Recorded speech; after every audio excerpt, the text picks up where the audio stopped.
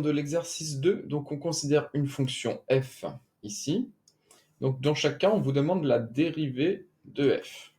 Donc on va d'abord dériver. Allez, donc la dérivée de x, f de x, donc c'est f' de x. La dérivée de x, vous savez, c'est 1. La dérivée de x au carré, c'est 2x. La dérivée de 12x au carré, c'est donc 12 fois la dérivée de x au carré 2x, ce qui donne 24x. La dérivée de exponentielle de x, c'est exponentielle de x. Alors, la dérivée exponentielle de 2x, donc là, c'est dérivée composée, ça c'est de la forme exponentielle d'une fonction u. Donc la dérivée, ça va être exponentielle de 2x. Et d'après l'exercice 1, il faut multiplier par la dérivée de u. Donc la u, c'est la fonction 2x. Donc la dérivée de u, u', c'est 2. Donc la dérivée, ça donne 2 exponentielle de 2x. On poursuit la dérivée de cosinus de 3x. Donc, on sait que la dérivée de cosinus, ça va être moins sinus, mais là, on a cosinus d'une fonction u. Là, la fonction u vaut 3x. Donc, la dérivée de cosinus, c'est moins sinus. Donc, ça va donner moins sinus de 3x. Et il va falloir multiplier par la dérivée de u. La dérivée de 3x, c'est 3.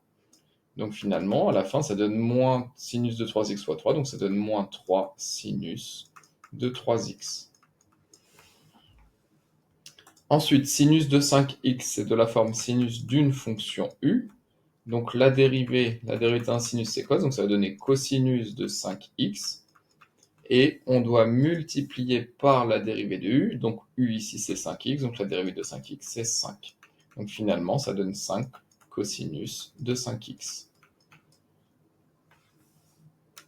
On poursuit la dérivée de moins 8x³. Donc on y va, la dérivée, donc ça donne moins 8 fois la dérivée de x au cube. Donc la dérivée, on fait tomber le 3, et sur le x, il en reste 2. Et moins 8 fois 3, ça donne moins 24, x au carré.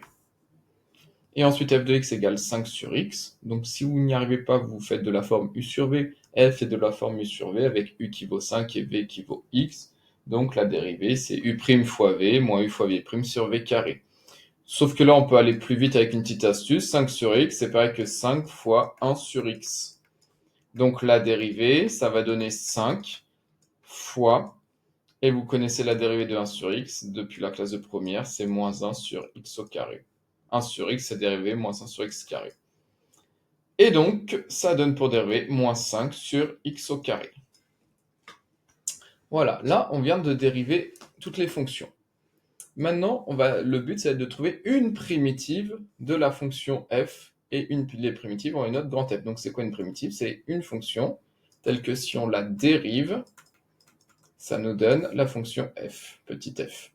Donc, pour trouver une primitive, il faut s'aider d'un brouillon. À chaque fois, c'est ce que je vous dis, on prend un brouillon. Donc là, la question, donc une primitive, on va la noter grand F de x. Donc, c'est-à-dire que je dois trouver une fonction telle que lorsque je la dérive, ça me donne x. Donc, comment on réfléchit? On se dit, si à l'arrivée, j'ai du x, ça veut dire qu'au départ, j'avais du x carré. Donc, on essaye, on prend x au carré au brouillon, et on se dit, si on dérive, x au carré, la dérive, ça me donne 2x. On n'est pas loin. Nous, à la fin, on veut du x. Là, on a du 2x. Donc, qu'est-ce qui annule 1 fois 2? Ça va être de diviser par 2. Et au lieu de diviser par 2, on peut faire autre chose. Diviser par 2, c'est pareil que prendre 1 demi. Donc, si je prends 1 demi x au carré, lorsqu'on dérive cela, ça va donner 1 demi fois 2x. 1 demi fois 2, ça donne 1, donc ça donne 1x, et on a bien x à la fin. Donc si je prends 1 demi x au carré et que je le dérive, à la fin, on obtient x. Donc c'est bien une primitive de x. Donc une primitive 1 demi x au carré. La suivante, on veut une primitive de x au carré. Donc concrètement, qu'est-ce que ça signifie? Ça signifie que je dois trouver une fonction au départ, telle que lorsque je dérive la fonction, j'obtiens x au carré. Donc qu'est-ce que l'on doit prendre au départ pour avoir du x au carré?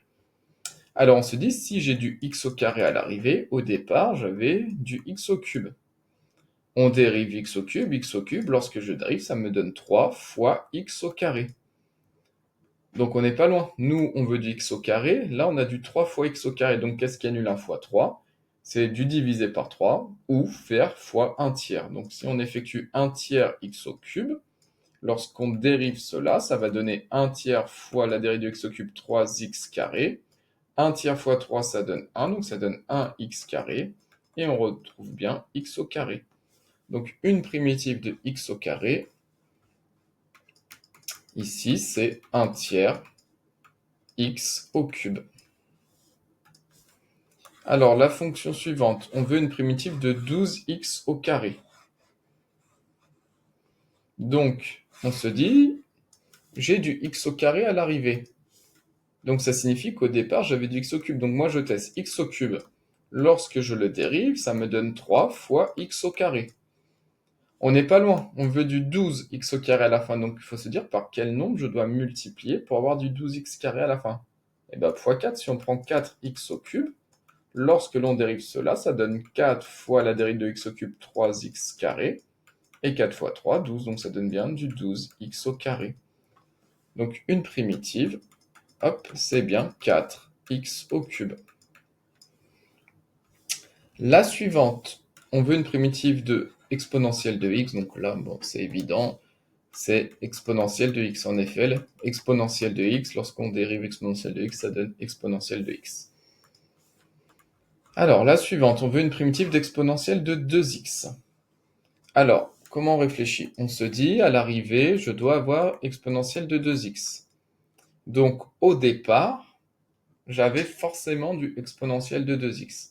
Donc, on va tester. Je teste. Si je prends exponentielle de x, lorsqu'on dérive cela, exponentielle de 2x, la dérivée, ça fait exponentielle de 2x fois la dérivée de 2x, 2, dérivée composée, ça donne 2 exponentielle de 2x. Donc, si je prends exponentielle de 2x au départ, à l'arrivée, j'ai 2 exponentielle de 2x. Sauf que nous, à la fin, on ne veut pas du 2. Donc, qu'est-ce qui annule 1 fois 2? 1 divisé par 2, ou faire fois 1 demi. Donc, si on prend 1 demi exponentielle de 2x, la dérivée, ça va être 1 demi exponentielle de 2x fois 2, et 1 demi fois 2, ça s'annule, donc il reste 1, et ça donne exponentielle de 2x. Donc, si au début, on prend f de x égale 1 demi exponentielle de 2x, lorsqu'on le dérive, on obtient bien exponentielle de 2x. Alors, le suivant, il faut une primitive de cosinus 3x. Alors, même moyen de réflexion, si à l'arrivée, j'ai du cosinus de 3x, ça signifie qu'au départ, j'avais du sinus de 3x. Donc, on teste sinus de 3x. Lorsque je dérive cela, la dérivée de sinus, ça donne cosinus de 3x fois la dérivée de 3x, 3, rappel dérivée composée, sinus de u, la dérivée c'est cosinus de 3x fois la dérivée de 3, donc ça donne 3 cosinus de 3x. Sauf que nous, on ne veut pas de 3, donc qu'est-ce qui annule 1 fois 3? 1 divisé par 3, ou faire fois 1 tiers. Donc si je prends 1 tiers sinus de 3x, lorsqu'on le dérive, ça va donner 1 tiers cos de 3x fois 3, donc ça donne 1 tiers fois 3, et ça donne 1 fois cosinus de 3x, et on retrouve bien cosinus de 3x. Donc une primitive de cosinus de 3x, c'est 1 tiers sinus de 3x. Allez, il en reste 3. Ensuite, on continue, on veut une primitive de sinus de 5x. Alors on se dit, si j'ai du sinus, ça veut dire qu'avant, j'avais du cosinus. Donc on teste. Si on prend cosinus de 5x. Si je dérive cosinus de 5x, on donne un cosinus, ça donne moins sinus de 5x.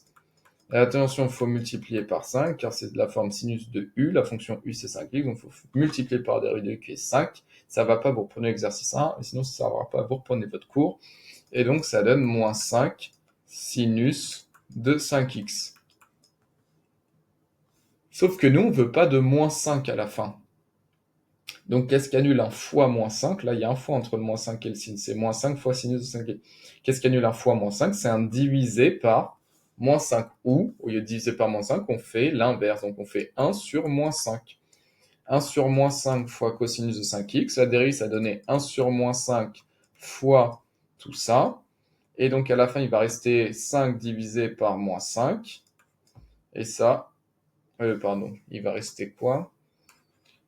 Ça va donner 1 sur moins 5 fois, donc là on a donc moins sinus de 5x fois 5, ça fait moins 5 sinus de 5x. Et là, on a le 1 sur moins 5 devant, fois tout ça. Voilà. Donc, ça donne moins 5 sur moins 5 sinus de 5x.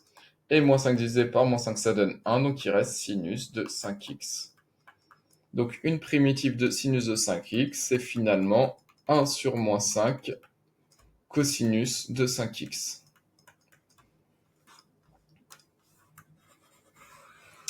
Le suivant, on veut une primitive de moins 8x au cube.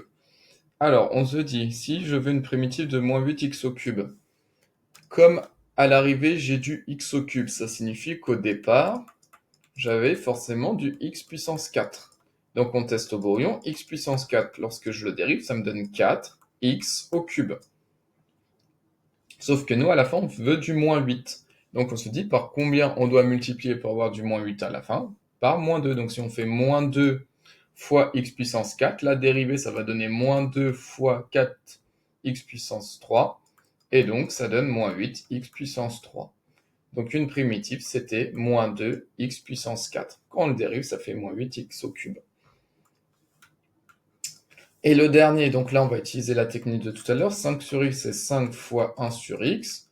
Et là, il faut connaître une primitive de 1 sur x. Une primitive, c'est ln de x. Donc, une primitive, ça donne 5 ln de x. On a 5 fois ln de x. Pour la dérivée ln de x, la dérivée de ln de x, c'est 1 sur x. Voilà. On vient de terminer la correction de l'exercice 2.